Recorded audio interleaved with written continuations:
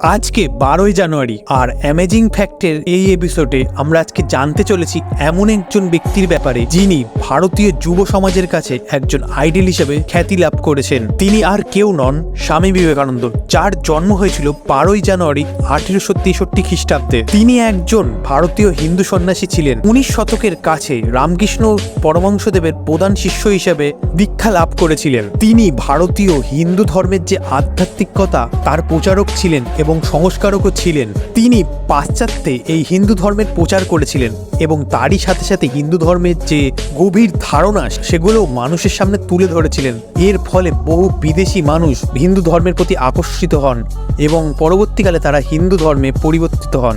তিনি তার পুরো জীবনটাই মানবিকতার কল্যাণের জন্য কাজে লাগিয়েছিলেন। এরই ফলে 1984 সালে 12ই জানুয়ারি এই দিনটিকে ভারত সরকার জাতীয় যুব দিবস হিসেবে ঘোষণা করেন এবং 1985 সাল থেকে এই অনুষ্ঠানটি প্রতি বছর পালিত হয়ে আসে। ভারতীয় যুব দিবসের পালনের উদ্দেশ্য হল স্বামী বিবেকানন্দের যে দর্শন এবং আদর্শ এবং তার যে কল্যাণমূলক কাজ সেগুলো বর্তমান যুবকদের বা যুবতীদের সামনে তুলে ধরা এবং অনুপ্রেরণা করা এবং উৎসাহিত করা, সেই সমস্ত কাজের মাধ্যমে আমাদের সমাজকে এগিয়ে নিয়ে যাওয়ার জন্য। প্রতি বছরই প্রত্যেকটি রামকৃষ্ণ মিশনে ধুমধামের সহিত স্বামী বিবেকানন্দর জন্মদিন পালন করা হয়।